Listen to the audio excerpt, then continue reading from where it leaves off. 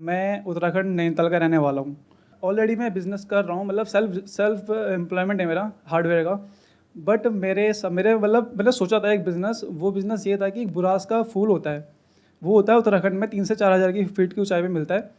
वो जो फूल होता है, वो फूल ना हार्ट और बीपी के लिए काफ़ी बेनिफिशियरी होता है। बट उसके बारे में जो प्लेन्स एरिया है उसके बारे में ज़्यादा लोग जानते नहीं हैं। बहुत कम लोग जानते हैं, और जो जानते हैं वो उसे कंज्यूम भी कम ही करते हैं, मतलब उनको इतना अवेलेबल नहीं होता। तो मेरा प्लान ये है कि मैं उस जो जूस है ना, उस जूस को मतलब बना के उसे ऑनलाइन सेल करूं, प्लस जो डॉक्टर्स होते हैं डॉक्टर्स को रिकमेंड करूं, उनके पास जैसे जो मेडिसिन बिकती हैं लाइक वैसी उसको लेके जाऊं। क्योंकि अगर कोई डॉक्टर उसे किसी को वो करेगा, सजेस्ट करेगा, तो कोई भी इंसान ईजिली उसमें विश्वास कर सकता है। जबकि मैं उसे प्रोडक्ट मतलब से एडवर्टाइज़ करूँगा तो वो उतना अच्छा एडवर्टाइज नहीं होगा। डॉक्टर करेगा तो काफ़ी अच्छे तरीके से होगा। तो मेरा प्लान ये था सर। अभी आप क्या बिजनेस कर रहे हो? हार्डवेयर का आपने बोला। हार्डवेयर का स्टोर है, स्टोर है हमारा। किस तरह का हार्डवेयर? सर जो पाइप फिटिंग्स होती हैं। तो अभी उसका आपका स्टोर है। और सर मैं आपको एक चीज़ बताना चाहता हूँ। आपकी एक बहुत में पुरानी वीडियो है, आपने कहा 10,000 से बिजनेस हो सकता है। तो मैं आपको बताना चाहूँगा कि जो बिजनेस स्टार्ट किया ना, ये सेल्फ एम्प्लॉयमेंट में, ये मैं 10,000 से शुरू किया था। ये हार्डवेयर वाला? हाँ, और आज इसकी मतलब हम इसे मैक्सिमम लेके गए 25 लाख तक लेके गए। 10,000 से आपने स्टार्ट किया था? जी, तो 10,000 से कैसे स्टार्ट कर दिया? क्योंकि दुकान खोलने के लिए आपको रेंट चाहिए। मैं बुराड़ी से बिलोंग करता हूँ, मतलब यहाँ बुराड़ी में रहता हूँ मैं, दिल्ली में। हाँ हाँ। तो वहाँ पर जो किराया है वो 3 to 4 ऐसे है। तो जो मेरे मामा हैं यहीं पर है, चाड़ी बाज़ार में। तो पहले उनकी दुकान थी हार्डवेयर उसकी होलसेल की। तो वहाँ से मैंने माल को उनसे बोरो किया, मतलब उधार पे लिया, और यहाँ अपनी दुकान पे रखा। बाकी मैं और मेरा भाई हम दोनों साथ मिले काम करते हैं अभी भी। तो हमने क्या किया, तो हम ना जैसे कोई कस्टमर आता था जो उसे सामान चाहिए होता था, तो हम हमारे लिंक थे, तो हम उनका सामान प्रोवाइड करा देते उनको उनको मतलब होम डिलीवरी दे के। तो आपने एग्जैक्टली क्या किया? मेरे को थोड़ा समझाइए, मेरे को इस बिजनेस में ज्यादा इंटरेस्ट आ रहा है कि ये आपने एक दुकान ली, 3,000 रेंट था उसका। 3,000 रुपये महीना रेंट, मतलब छोटी सी दुकान। जी। ऐसी क्या लोकेशन में खास बात थी उस दुकान की कि वो दुकान चली? क्योंकि वहाँ कोई आसपास कोई दुकान नहीं थी उसकी, हमने रिसर्च की थी तो तब। 3,000 की आपने दुकान ली, और जो माल है वो अपने एक रिलेटिव से ले लिया। जी, मामा जी। और वहां से मामा जी से ले लिया, और वो माल आ गया आपके पास में, वो रखा, वहां से आपने शुरू किया। जी। इसका मतलब इस काम में मार्जिन अच्छा खासा है, 30-40% का मार्जिन होगा अलग अलग आइटम में, एवरेज अगर पकड़ा जाए तो 30-40%। हाँ, इतना कह सकते हैं। ये बिजनेस अभी बढ़िया चल रहा है। तो एक बात बताओ मेरे भाई साहब कि सर जब ये बिजनेस अच्छा चल रहा है, हाँ। तो और इधर उधर दिमाग क्यों लगा रहे हो? क्यों ना एक और जगह पे कहीं पे एक दुकान खोली जाए जहां पे रेंट हो 20,000 रुपए, 30,000 रुपए, और बड़े लेवल पे इस बिजनेस को किया जाए, वहां पे 10 लाख रुपए का महीने का जनरेट किया जाए। सर बेसिकली बताऊँ, मेरा इसमें इंटरेस्ट नहीं है इस बिजनेस में। क्यों? वजह? पैसे कम लगते हैं मुझे। पैसे कम लगते हैं? हाँ। तो वही तो मैं आपको आइडिया दे रहा हूं, इस बिजनेस से बहुत पैसा कमाया जा सकता है। यहां पर अगर आप दिल्ली एनसीआर में देखोगे, कई मार्केट्स हैं जहां पर बहुत बड़े बड़े हार्डवेयर फिटिंग्स के ऐसे स्टोर्स हैं। बिल्कुल है। और वो करोड़ों रुपए की टर्नओवर कर रहे हैं महीने की। बिल्कुल। तो पैसा तो बहुत है। और जो आप फूलों वाला आइडिया सोच रहे हो, हाँ। वो सुनने में बहुत आसान लग रहा है, सर मुझे पता है हार्ड करने में उतना ही मुश्किल है। जी। आपने दो बातें करी, एक कि मैं डॉक्टर्स के पास में जाऊंगा, उनसे टाइप करूंगा। कोई भी डॉक्टर आपसे क्यों टाइप करेगा? सर क्योंकि प्रॉफिट मार्जिन जो भी अपना प्रोडक्ट बेचेगा उसमें उसके कुछ परसेंटेज होगा। आज तक आप किसी डॉक्टर के पास में गए नहीं, इसलिए ऐसी बातें कर रहे हो। जैसे ही आप किसी डॉक्टर के पास में जाओगे और ऐसी बातें करोगे, वो सबसे पहले आपसे पूछेगा इसका साइंटिफिक बेसिस क्या है, इस क्लेम का जो आप क्लेम कर रहे हो। तो doctor in majority of the cases ऐसी सब चीजों के ऊपर विश्वास ही नहीं करते। एक क्लेम है, आप क्लेम कर रहे हो कि इससे ऐसा होता है, इससे वैसा होता है, बट उसका कोई साइंटिफिक बेसिस नहीं है। And if it is not there, तो हो सकता है जो ऑल्टरनेटिव मेडिसिन वाले डॉक्टर्स हैं वो फिर भी एक बार को इसको एक्सेप्ट कर ले। बट अगर आप ये एक्सपेक्ट कर रहे हो कि जो एलोपैथी वाले डॉक्टर्स हैं वो एक्सेप्ट करेंगे, तो एक बहुत बड़ा क्वेश्चन मार्क है, नंबर 1। यानी अगर आपको ये करना ही है, आपने ठान ही लिया है, तो you should go through alternative medicine.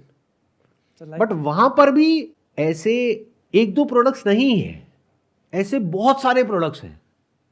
For example Ayurveda में ऐसे प्रोडक्ट्स जो कि कोलेस्ट्रॉल कम करते हैं या हार्ट के लिए अच्छे होते हैं, ऐसे 2-4 प्रोडक्ट्स नहीं है, ऐसे बहुत सारे प्रोडक्ट्स हैं।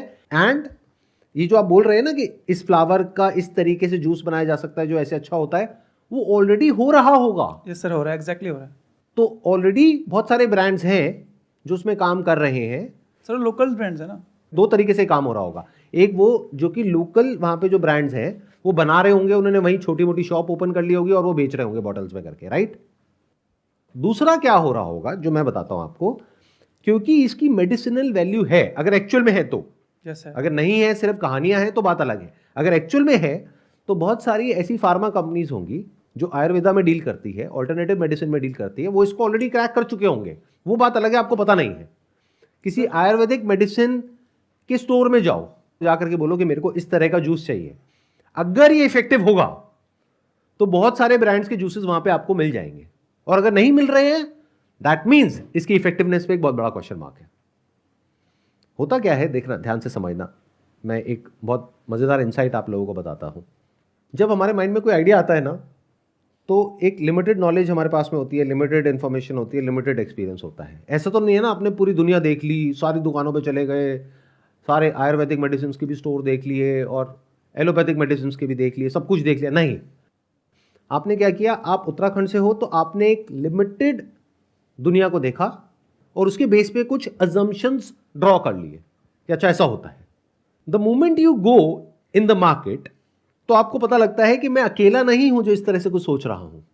मेरे जैसे और बहुत सारे लोग हैं जो सोच करके ये कर चुके हैं और बहुत बड़े लेवल पे कर रहे हैं, यानी दे आर ऑलरेडी एस्टैब्लिश्ड।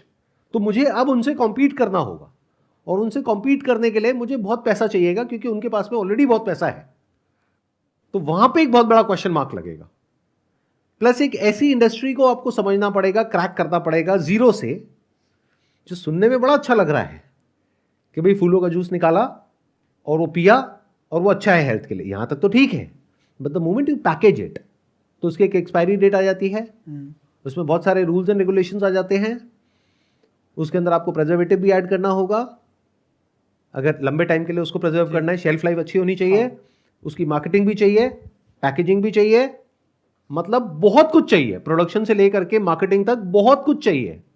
तब जाकर के शायद ये बिजनेस क्रैक होगा। And you are talking about entering into a space, इसको बेवरेज इंडस्ट्री बोलते हैं। हाँ।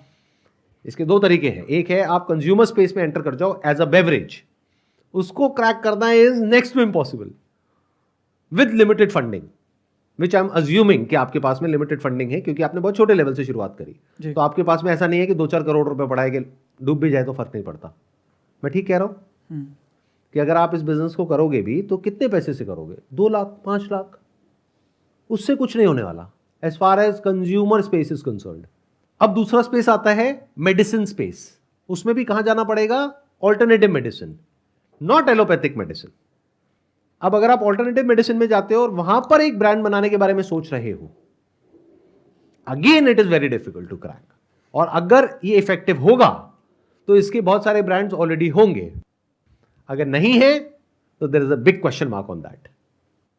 बहुत बार क्या होता है, हमारे माइंड में एक आइडिया घूम रहा होता है और हमें ये लगता है कि हम पहले इंसान है दुनिया में जो ऐसा कुछ सोच रहा है। सर इससे मिलता जुलता जुलता ही मेरे उसमें मतलब वो था, मतलब कि प्लान था।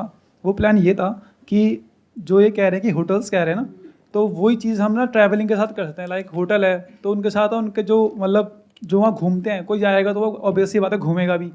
तो नैनीताल के 30 किलोमीटर के दायरे में 8 पॉइंट आते हैं, नकुचताल, भीमताल, ऐसे करके 8 पॉइंट आते हैं। तो उसके वहाँ वो काफ़ी हैवी चार्जेस लेते हैं, तो उसी चार्जेस को हम कम करके अफोर्डेबल कर सकते हैं। वो भी मतलब प्लान थे मेरे, लेकिन वो मुझे इतना प्रैक्टिकल नहीं लगा तो मैंने उसे स्किप कर दिया, मैं इस पर आ गया।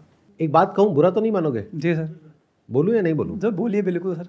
क्या होता है कि जब हम कोई काम करते हैं और उसमें हमें सक्सेस मिल जाती है, उसके बाद में हम ओवर कॉन्फिडेंट हो जाते हैं। हमें ऐसा लगने लग जाता है कि मैं तो कुछ भी कर सकता हूँ, क्योंकि मैंने 3,000 रुपये से एक बिजनेस शुरू किया, वो यहाँ पहुँच गया, तो अब मैं कुछ भी करूँगा वहाँ पे सक्सेस मिल जाएगी। ऐसा नहीं होता है।